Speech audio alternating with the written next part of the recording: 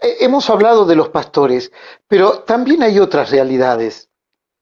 Y, por ejemplo, pasando esa primera escena a la que nos enfrentamos en el pesebre, aparece la estrella, que ahora está en todos los medios, después de 800 años, dice, vuelve la estrella de Belén.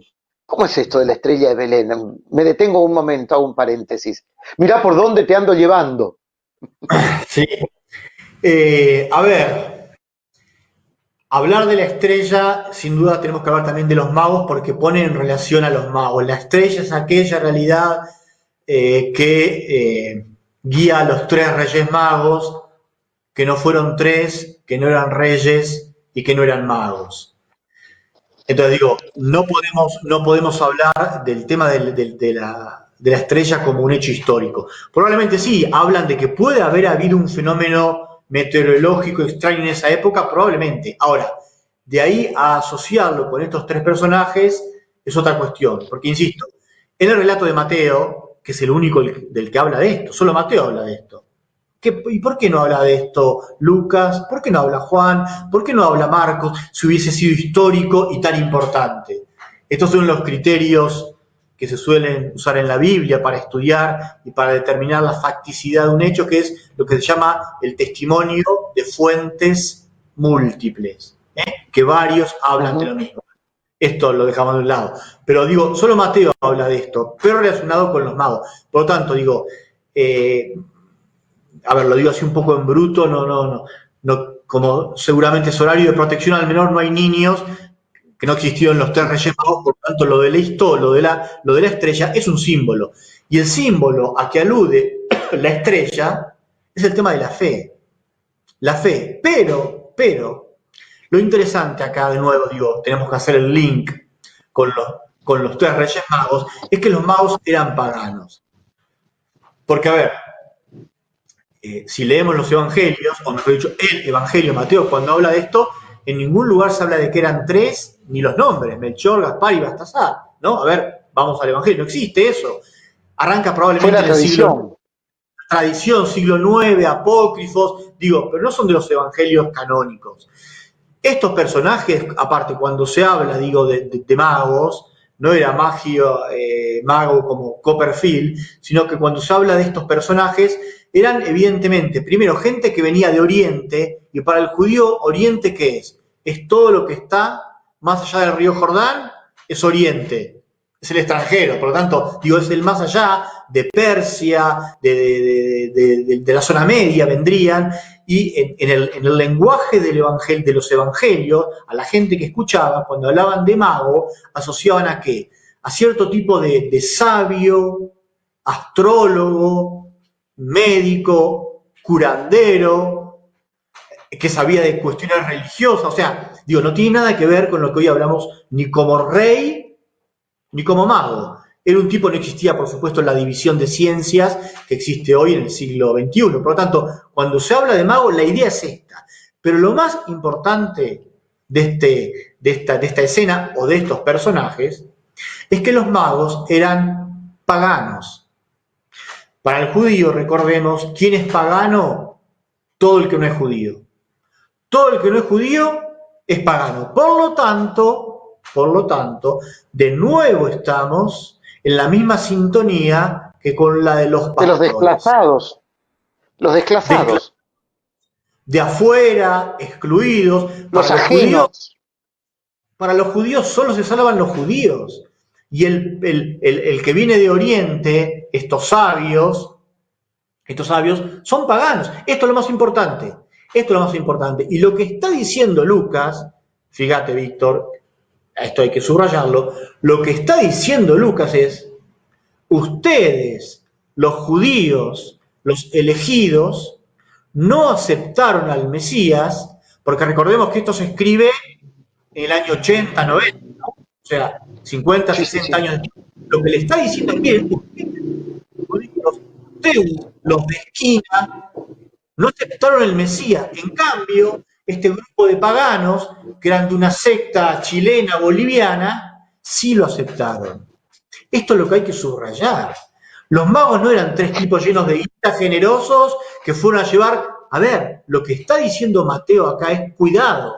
cuidado con considerarte elegido y salvo, porque no pasa por la cuestión de pertenecer a una religión. Porque el Mesías se reveló, y esto lo dice el Evangelio de Juan, bellísimo cuando empieza, ¿no? El verbo se hizo carne. Qué lindo es eso. Y fíjate que 2 líneas antes dice esta frase que es durísima. Vino a los suyos y los suyos no lo recibieron. Juan es un desgraciado, es peor que yo. O sea, le está tirando un cachetazo a los judíos terrible. Juan le está diciendo, vino a ustedes y ustedes no lo recibieron. Y después lo mandaron a matar. Pero esto para nosotros no nos interesa, porque lo que hicieron los judíos es el problema de los judíos. A mí me interesa como argentino, por decir, creyente, ¿qué hago yo en la revelación de este Mesías? Porque el mensaje, el metamensaje de las figuritas de los magos que hoy tenemos que recuperar, es decir, cuidado, que por más que estés bautizado, no estés salvo, porque no pasa por ahí, pasa por reconocerlo a Dios donde Dios quiere manifestarse. Hace 2000 años, se manifestó a los judíos y los judíos no lo aceptaron y tuvieron que recurrir a gente que vino de afuera, de nuevo, excluidos, fuera del sistema, fuera de la institución, que intuían algo mirando al cielo, la estrella, metáfora, y se dejaron guiar. A ver qué pasa. Es decir, los dueños de Dios no lo recibieron a Dios. Lo recibieron los otros, los desclasados. Esto me hace recordar mucho a lo que hoy una y otra vez predica Francisco, ¿no? El Papa. Sí, sin duda. A ver, cuando decimos dueños de Dios tenemos que aclarar los que se creen dueños de Dios, ¿no? Los que Dueños de Dios, sí, los claro. que se creen dueños de Dios. Sí, por supuesto. En esto Francisco yo creo que ha dado un input bastante interesante para repensar muchas cosas, ¿no? A ver, cuando él habla de la iglesia en salida, el tema de las zonas de fractura, en la iglesia de frontera, bueno, sí, sin duda está apuntando a esto. Pero fíjate, Víctor, lo interesante para mí, a mí me causa un poco de gracia y un poco de tristeza, cuando la gente recupera con tanto énfasis lo que el Papa dice ahora, como si hubiera descubierto la pólvora. Y lo que está diciendo el Papa es el ABC del Evangelio. Entonces la pregunta que tenemos que hacernos, ¿qué pasó en estos 2000 años o en estos últimos años? ¿De qué estábamos hablando? Con todo respeto, digo, el Papa no es que tuvo una idea innovadora, no dice nada nuevo. ¿Qué nos está pasando? Ahí creo que, y no es motivo de la charla hoy, hay que repensar mucho nuestras catequesis. Vuelvo a otra figura que me parece sustancial, ¿no? Fuimos a los pastores en el pesebre y encontramos por un lado a José y por el otro lado a María. Un párrafo sobre José y luego María. Bueno, te propongo medio párrafo sobre José y 2 de María. Comerciamos, ¿te parece? Medio párrafo de José, porque es un gran tema. Yo cuando di este retiro al que hacía referencia hace un rato, hace 3 o 4 años en Puan, en una casa de retiro nuestra, le mando un cariño grande a toda la gente de Puan, que sé que muchos están siguiendo la charla. Están. Uno al final me preguntó, ¿y de José por qué no hablaste? Buena pregunta. No, por esto simplemente, ¿qué sabemos de José? Con mediana, seriedad o cientificidad. ¿Qué sabemos de José? ¿Qué sabemos? Fíjate lo que dicen los evangelios. Sí, pero los evangelios canónicos no dicen prácticamente nada. Entonces, claro. A mí no me gusta hacer teología y espiritualidad ficción. Sin duda, lo que sí diría, sin duda, José fue un hombre bueno, de tal palo tal astilla, podríamos decir, y de tal astilla tal palo. Jesús fue un buen muchacho, por lo tanto el padre habrá sido un buen muchacho también, trabajador, honesto, sincero, y por supuesto, no quiero detenerme demasiado en esto, pero acá habría que un poco también reivindicar su figura, que queda a veces tan mal parada por una mala traducción del Evangelio, que este José irresponsable llevó a María casi pariendo con el bombo así, la hizo parir en medio de animales, arriba de cosas de paja. Digo, si José hizo esto, era un animal, pobrecito. Evidentemente que no, ¿no? ¿Qué quiero decir? Digo que, por una parte, no podemos saber, digo, demasiadas cosas, pero a ver, cuidado, digo, José fue un hombre responsable, si Jesús nació en Belén, fue en contextos complicados, por eso se habla de un pesebre, bueno, pero a ver, por lo demás, tenemos que ser muy respetuosos. Yo también Además es respeto el gran silente, ¿no? El gran silente, el que no habla. No hay una sí, palabra referida a José. claro, después Que podemos habrá hacer hablado porque no era mudo. claro, exactamente. Mudo no era. Pero ¿qué dijo? No podemos saber, doctor. Entonces, nada, digo, podemos especular que fue un buen tipo, que le acompañó a Jesús, que trató de entender qué le pasa a este muchacho, que de un momento para el otro no sabemos si estaba vivo o no, cuándo Hay, murió José. para, con- para concluir el párrafo, ¿no?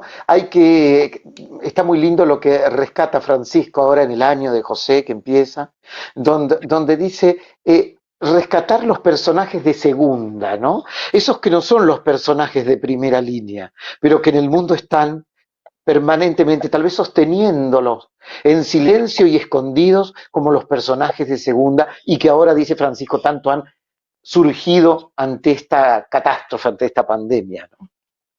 Sí, porque podemos decir, sin José, Jesús tampoco hubiera ni nacido ni vivido. No quiero ir tanto por este lado, pero digamos, no se hubiera mantenido. José es el padre, entonces, a ver, Claro, creció con lo que aprendió, con el cariño, con el trabajo, con lo que le dio de comer, con lo que lo educó, con lo que lo ayudó a Jesús a leer las escrituras, la Torá, a discernir, a Jesús a autoconocerse, a ir descubriendo su vocación, etcétera, etcétera. Y después de María, digo, María, sí, no, dos párrafos y no mucho más, porque de María lo mismo. De María, ¿cuántas veces nos hablan los evangelios? Yo escribí hace poco un texto que lo publiqué ahí en Religión Digital, donde tengo un blog, donde digo esto, a veces hemos hecho una catequesis, una piedad y una mariología, es decir, una teología sobre María, que yo creo que tiene que ver muy poco con la María real, o al menos con la María de la que sabemos algo. Y el gran problema es que termina presentando a un ser humano, y más en concreto, a una mujer, muy alejada, muy alejada, muy alejada de las mujeres nuestras de cada día, de las madres de cada día, que dan a luz y paren con dolor, como sin duda parió con dolor y con gritos María, que sufren el no entender a sus hijos, que sufren la ida de su hijo, que sufren y gritan al pie de la cruz cuando su hijo es asesinado injustamente, bla, bla, bla. No voy a ir por este lado, pero lo que quiero decir es cuidado, cuidado con la imagen que hemos hecho. Y yo sé que esto es un tema también que en realidad meritaría otra charla, y sobre todo para nuestra sensibilidad argentina, donde la piedad mariana es muy sentida. Pero a ver, remitiéndonos a la cuestión de Navidad, déjame decirte dos cosas. Primero, para hablar de María y la Navidad y el Belén, hay que remitirse a un hecho, digamos, anterior, previo y determinante, que es el tema de lo que llamamos la Anunciación. La Anunciación, ¿no? Donde aparentemente 9 meses sí, sí. antes se le aparece un ángel y le dice a María que va a ser la madre del Mesías, bla, bla, bla. Déjame decírtelo rápido, cortito y al pie. Esto no es un hecho histórico tampoco. La Anunciación es lo que se llama un género literario de relato de anunciación. Si ustedes después buscan en sus Biblias o en algún otro comentario, van a ver que en la Biblia, hay un montón de situaciones donde pasa lo mismo, donde hay este esquema, que es un esquema prefijado que se mete en distintos personajes. Los pasos de este relato, que es un esquema, digo, un prototipo, es la aparición de un mensajero celeste, la reacción de miedo del personaje, el mensaje después de parte de Dios, la objeción de la persona y después un signo confirmatorio. Esto aparece en un montón de relatos vocacionales a lo largo de toda la Biblia. Por lo tanto, hay que descubrir, como en Belén, el mensaje de este relato. Y fíjate, Víctor, vayamos a algo esencial. El tema de un ángel hablando con María, un diálogo. un diálogo verbal. No te voy a poner en aprietos para preguntarte si te acordás la respuesta a la pregunta del catecismo de qué son los ángeles. Pero tradicionalmente los ángeles se no. definían como seres espirituales con alma y Sí, sin cuerpo. Sí. Ok, yo te sí. pregunto, un ser que no tiene cuerpo, o sea que no tiene boca, cuerdas vocales y pulmón, ¿puede hablar? No, Bien, hasta acá vamos bien. Evidentemente los ángeles no hablan, porque son seres espirituales, por tanto no son corporales. Ángel, en la Biblia, los ángeles, siempre es una metáfora para hablar de enviados de Dios o la voz de Dios. O sea, dicho de otra manera, es Dios el que está hablando, que tampoco habla. Porque según el catecismo más tradicional, Dios es puro espíritu. O sea, Dios, no Dios Jesús, Dios no habla en el sentido material, verbal, digo, puede hablar al. verbal. Claro, puede hablar, sin duda habla al corazón, se comunica, pero a otro nivel, cuidado, digo, porque esto es muy importante y puede traer, si no, muchas desviaciones. Por lo tanto, lo que está diciendo Lucas acá, y de nuevo, fíjate, una cuestión tan importante, ¿por qué solo la cuenta Lucas y no la cuenta Marcos, Mateo ni Juan? Esto es una pregunta que podemos hacernos.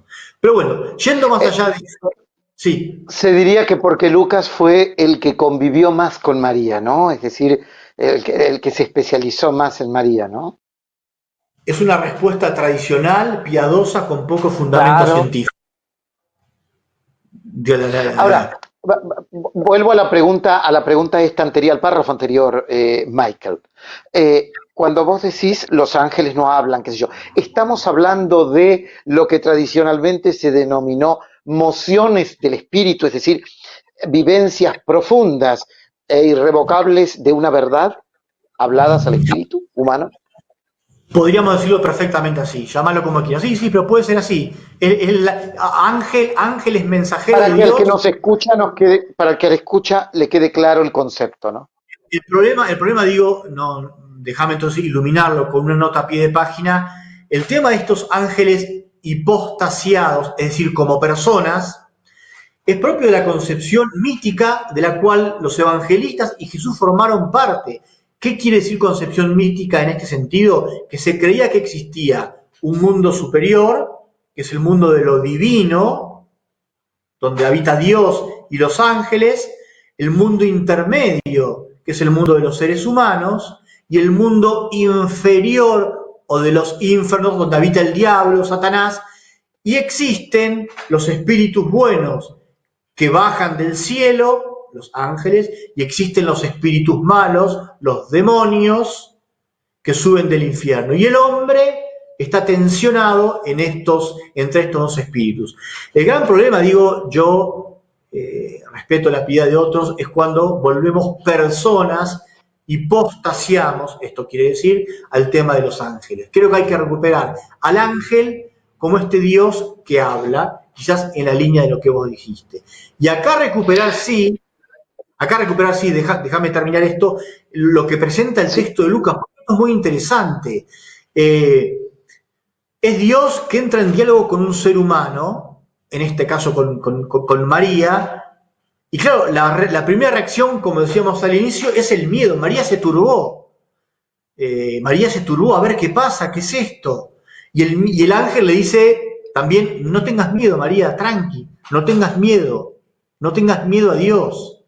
Y le dice, mirá, tengo algo para decirte. Dios soñó con esto para vos, dicho todo gráficamente, ¿no? Y después viene la objeción, no, pero no puede ser, pero ¿cómo va a hacer esto si yo no?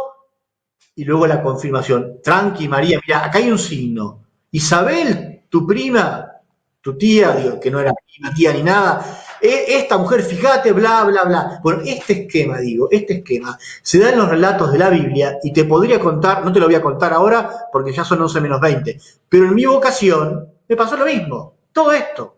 Un mensajero, mi miedo, un mensaje de parte de Dios, mis trabas, mis objeciones, y después una confirmación que tuve.